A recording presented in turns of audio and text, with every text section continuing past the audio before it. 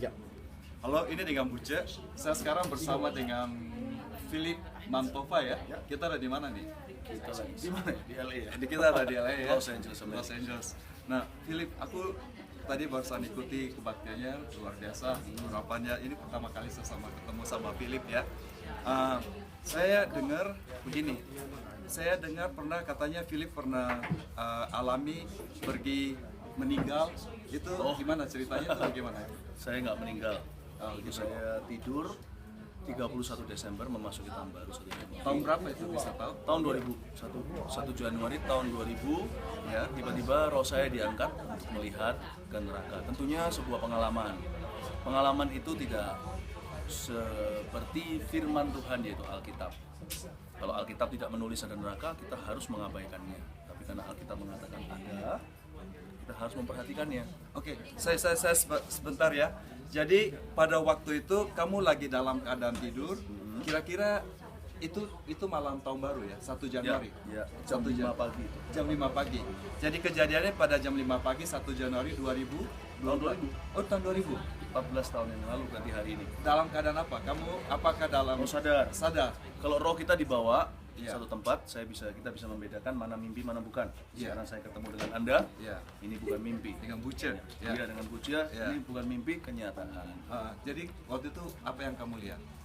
Kalau saya suruh sharekan semua, sekarang mungkin saya nggak siap karena itu bukan mimpi. Kalau itu sebuah mimpi saja, Ya. kita bisa cerita. Tapi Iya. kalau itu sebuah kejadian, Iya. itu ceritakan ada traumanya. Jadi trauma ya. Ya, kalau source ya. Kalau lihat Anda itu. melihat, Bucia melihat orang dibantai di depan mata, Iya. ada darah semuanya, Iya. pasti nggak mudah untuk menceritakan. Iya. Tapi intinya adalah orang-orang yang mati belum menerima pengampunan dosa, Iya. belum mendapatkan keselamatan, tidak akan berakhir di surga. Berapa lama Felix waktu itu diberikan Tuhan untuk melihat itu kejadian? Berapa lama saya kurang tahu, tapi merasa cukup lama waktu saya bangun sadar kembali itu pukul 5. 5 pagi. Jadi perlu diingat bahwa di dalam kekekalan atau akhirat itu tidak ada yang namanya waktu. Iya. Waktu itu kekal. Jadi nggak seperti kita ada jam dinding, TikTok 1 menit 1 jam. Iya. Nggak ada begitu. Tapi saya tahu ada satu waktu saya ke sana dan itu terasa lama. Tapi ketika saya kembali, ya, Waktu itu ada sempat lihat malaikat atau lihat Tuhan Yesus atau bagaimana? Tuhan Yesus saya tidak melihatnya, tapi Tuhan Yesus ada di belakang saya. Suaranya saya dengar, saya menoleh ke kanan kiri tidak bisa. Tapi ada suara yang membimbing saya memberitahu ke kanan, ke kiri atau kemana atau apa yang saya lihat. Tapi saya mengenal suara itu karena suara itu adalah suara gembala saya. Bukankah firman Tuhan berkata, domba mengenal akan suara mengenal gembala. suara gembala. Ya. Oh, very good. Jadi sekarang saya boleh tahu sekarang Felix berumur berapa? Philip. Philip berumur berapa? Saya baru saja berumur 40 berapa hari yang lalu. Oh, sekarang baru Baru. I just You turned looks like younger than that, gitu ya. Ya. Oke, kira-kira visinya saya dengar di Indonesia kita dibilang bahwa Philip adalah Benihin kedua. Oh, enggak. Jadi apakah ada visi yang ini untuk anak muda atau apa gimana? Untuk pesan-pesan untuk masyarakat Setiap di Los hamba Tuhan, Angeles? Ya. setiap hamba Tuhan, setiap pendeta pengkhotbah pasti ada kemiripannya karena kerajaan Tuhan itu kerajaan estafet. Jadi kalau Roh Kudus yang sama bekerja di sini sana, bukan berarti yang sana seperti sini, sini seperti sana. Setiap orang unik. Ya. Saya adalah gembala sidang dan tentunya Benihin bukan gembala sidang. Ya. Jadi itu masing-masing berbeda. Tapi kalau bicara tentang healing, kesembuhan itu Tuhan yang melakukan semuanya. Kalau sama di sana dan di sini, karena memang pribadi yang sama, nama yang sama yang menyembuhkan mereka semua. Amin. Ya. Nah sekarang pengalaman apa yang pada waktu healing yang paling sangat berkesan yang I know that you banyak pengalaman itu tapi yang sangat berkesan bisa ditolong. Pengalaman healing kalau yang paling berkesan adalah saya tidak pernah terkesan dengan healing karena healing itu bagi Tuhan mudah. Itu hal yang biasa. Betul. Saya paling terkesan kelihatan bagaimana orang jatuh cinta dengan Tuhan Yesus pertama kali. Dan yang kedua, yang sama penting dengan itu, kalau saya melihat anak-anak kecil disembuhkan itu aduh senengnya luar biasa. Berkali-kali anak kanker disembuhkan Tuhan. Lumpuh berjalan, nggak bisa keringatan, keluar tulitnya yang udah nggak keruan, tiba-tiba berubah secara instan. Saya lihat mujizat di depan mata, saya hanya memiliki lokasi yang terbaik aja. Saya berada di center stage, setengah melihat semua pekerjaan Tuhan, itu nggak ada hubungannya dengan saya. Jadi saya boleh katakan mendapatkan the best seat in the house, ya.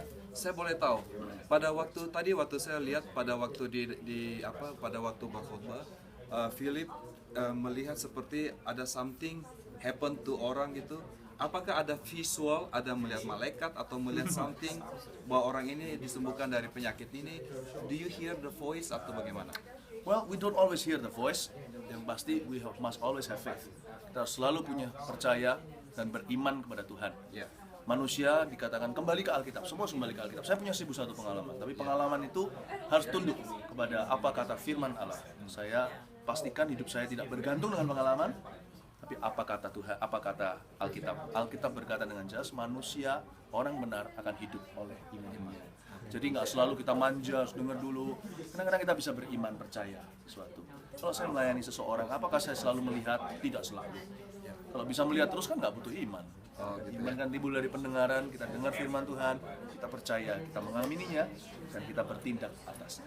Apakah ada pesan Tuhan yang ditaruh dalam hati untuk masyarakat di Los Angeles?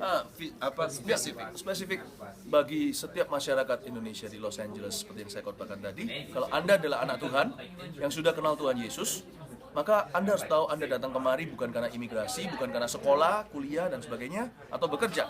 Anda datang kemari karena ditaburkan oleh Tuhan untuk memberkati Amerika. Apa yang sudah Anda lakukan untuk tempat ini di dalam nama Tuhan. Kalau Anda datang kemari bukan sebagai orang percaya pada Yesus, seperti saya, pada waktu tahun 92 saya ditangkap Tuhan di Kanada.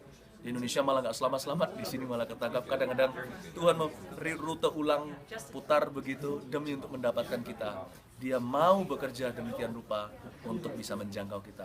Berilah dirimu untuk percaya Yesus. Buat apa kita datang Amerika, dapat segala sesuatu, kehilangan nyawa kita. Kita mati tidak masuk ke sorga, karena sorga dan neraka itu ada.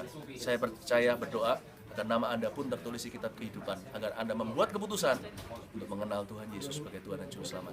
Ya, jadi teman-teman, begitu sedikit wawancara kita dengan Philip Mantova, Philip Mantova dan istrinya yang cantik, Irene ya. Irene, bisa sedikit di sini say hi to the camera untuk ini ya.